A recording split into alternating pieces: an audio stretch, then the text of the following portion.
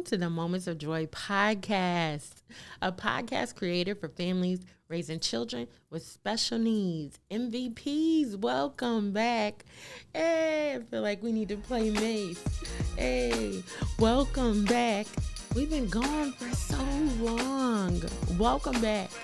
You guys are my most valuable players because you press play on every episode. You share, you engage, and I appreciate you. If this is your first time joining us, welcome to the show. This space is created for you if you're a parent, a family member, raising a child with special needs, or you just came to learn with us to hear what we have to say. Welcome. I say we because I'm here by myself in my studio, but I'm here with you, a part of my community. We've been growing online probably since the last time I recorded episodes. It's been years. I know. I don't even know how that much time passed by. I had every intention to come right back after we did our first Moments of Joy Fest, which was our event, our flagship event for families raising children with special needs, but it didn't happen. So here I am, committed to, I guess I'll call it a new season. That is absolutely what it is. A new season, but I'm here to be your chief encourager. So welcome. You can always count on me for that. My real name is Camille Joy, and I'm a wife. I'm a mom of 5 beautiful boys and a bonus daughter, so that makes 6. And my youngest, his name is Mason King, and he was born with congenital heart disease. He has autism and intellectual disability, and so he is the reason why we advocate so hard. He is the reason why we have pivoted to doing this show the way we have, our social media and all the things. And so today I wanted to pour in and really encourage parents who are raising children with special needs all the way up. I thought about diagnosis time and just that time when your child is diagnosed with whatever it is, because special needs can mean autism. It could be ADHD. It could be cerebral palsy. It could be Down syndrome. Mason has congenital heart disease. It could be intellectual disability. It could be so many different things. And so the day that parents receive a diagnosis is typically a hard day. Not for everyone, but typically it is. So if you're there right now and you're just receiving a diagnosis, I want to let you know that all of your feelings are valid. Every last feeling that you have is valid. But just know that God is with you no matter what. You are not alone. Find your community, us, but also find your people, where you are on social media, physically where you are. You'll be okay along the journey. I remember the day advocacy was born for me. See, because some of us, we're naturally going to be advocators, but I can't say that was really for me. That was really what happened for me. I remember being, just having Mason. I had an emergency C-section. My blood pressure was really high. And so Mason was already diagnosed with congenital heart disease in my womb. So we knew he would need heart surgery, but there was a slight disconnect between the NICU and the cardiology. So I was really led to believe that he was okay, that maybe he'd go home with me. I went down to the NICU one day and Mason had an IV coming from his head. He was attached to all these monitors, which was really an echocardiogram that was monitoring his heart. And I lost it. I started crying and I was like, what? He looked so, his feet were blue and I didn't know what was going on. And so a nurse came over to me and she said, "Why are you crying? What's wrong?" And I told her I didn't know what was going on with my baby.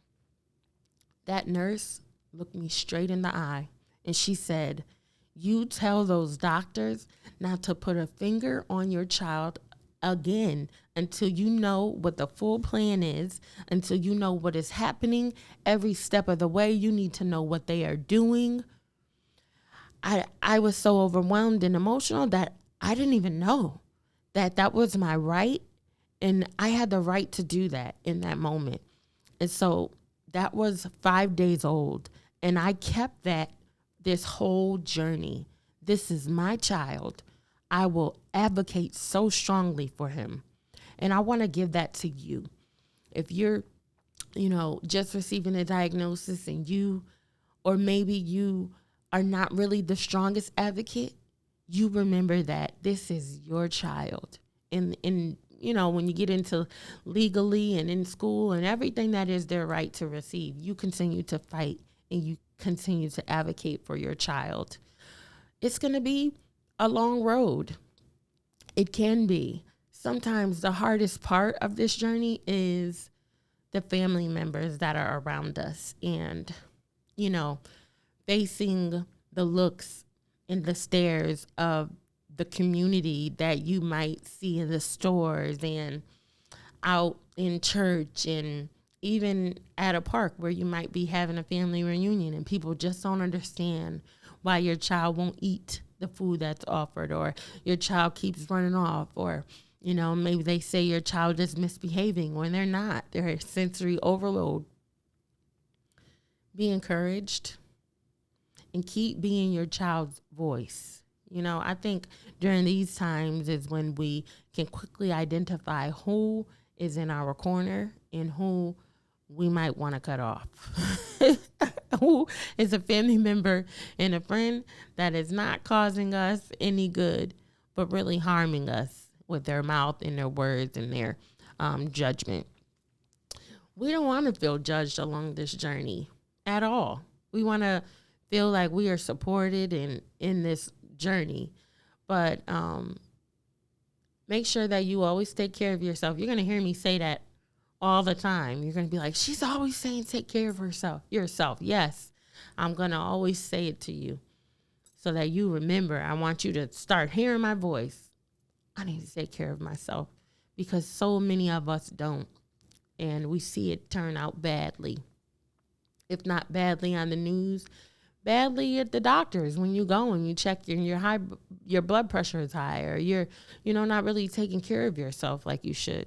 Take care of yourself so that you can pour into your child from a full cup. That's so necessary and so important. Somebody asked me, how do you maintain your faith along this journey when you have a child with special needs? And I always respond that I know whose I am. And because God loves me, he created me. I know that he created my child perfect in his image. So I know that my child is not broken. He's here for a reason. He's beautifully and wonderfully made. And if anybody tells you different, you remember that your child is perfectly made, not broken, nothing lacking. They're all right. You are your child's biggest advocate. You will always be your child's biggest advocate, and don't you forget it. So the biggest advocate needs to take care of themselves too. I know a lot of people are always talking about balance, right? It's this thing. How do you balance? How do you balance? But I learned to throw that thing away a long time ago. I had a friend, her name is Janelle, and she would describe it as harmony. I remember this description she gave, and I was like, that is brilliant. I'm going to always remember that and keep that.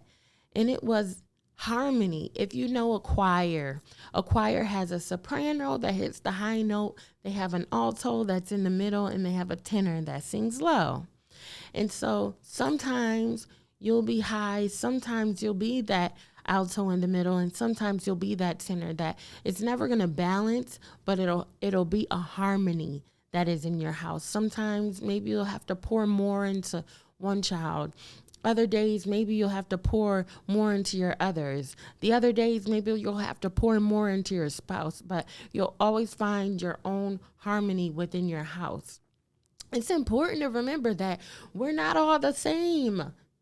Autism is autism, right? But they're all unique. This fingerprint represents that we're all unique anyway. We all have a unique fingerprint anyway. So That happens within your special need. No one child is going to be just like yours, where you're able to follow this model because it worked for them. We're all going to be completely different. Because I'm in this space so heavy, I follow a lot of creators, and I can't think of one that's like my child because they're all different, And I learned along the journey to unfollow families that trigger me too. That might sound like it's drastic, but I do whatever I can to protect my mental health. If I want to be triggered by someone who may seemingly have a perfect looking family, then I'm going to unfollow. That's not my cup of tea. Those are not my people there that I want to follow.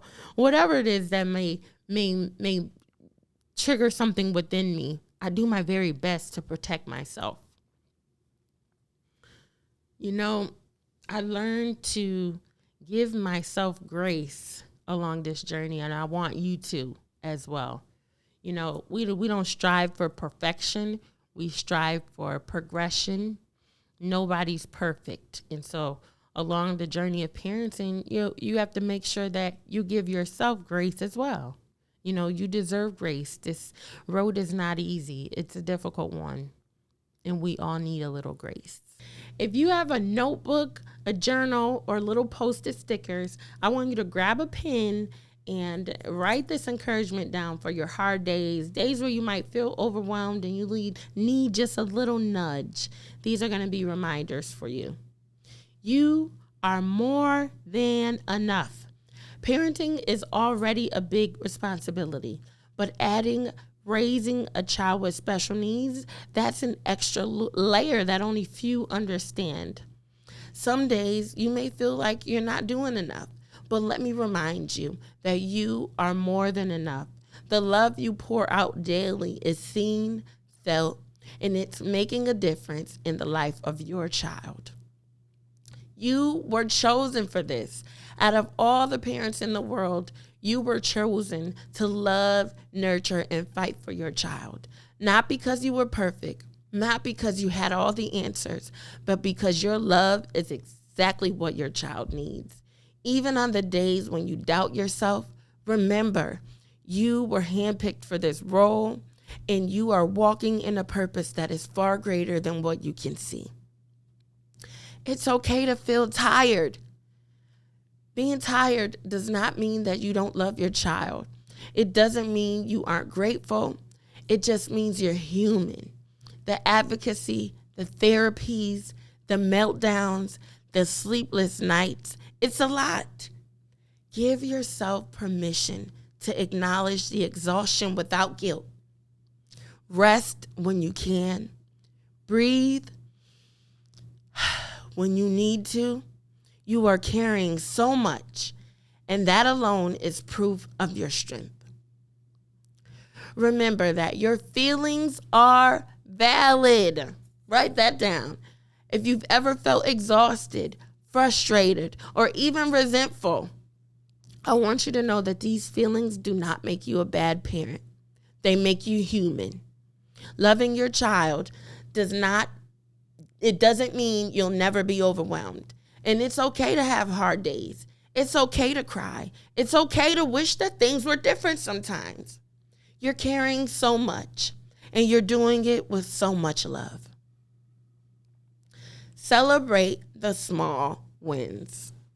In a world that measures success by big milestones, remember that progress looks different for every single child. Every spoken word, every skill learned, every challenge overcome, no matter how small, is a victory. And those victories wouldn't happen without your dedication. Remember that you are not alone. There are parents walking this road with you. Some are a few steps ahead of you, and some are right behind you. Some are walking side by side with you. Some are just beginning. But seek support. Find your people locally and online. You don't have to walk this road alone at all. I want you to remember that rest is not a luxury.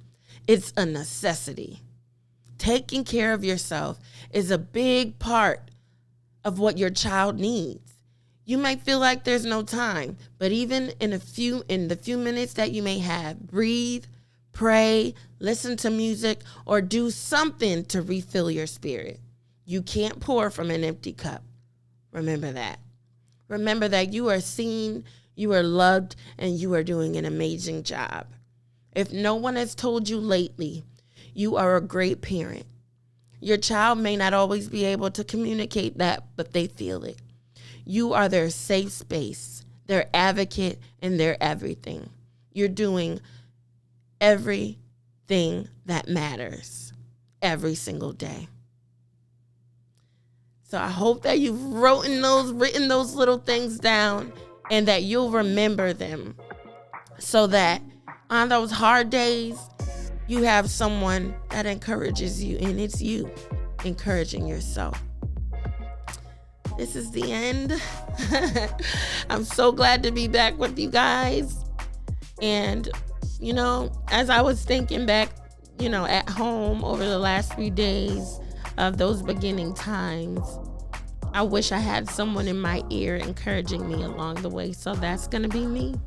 I'm going to be your friend. My mom named me Joy, although she didn't know it would be the very thing that I would need to anchor me, to remember to choose joy every day. Always remember that you have the option to choose joy. And I will catch you on the next episode. Share with a friend. All right, MVPs. Bye-bye.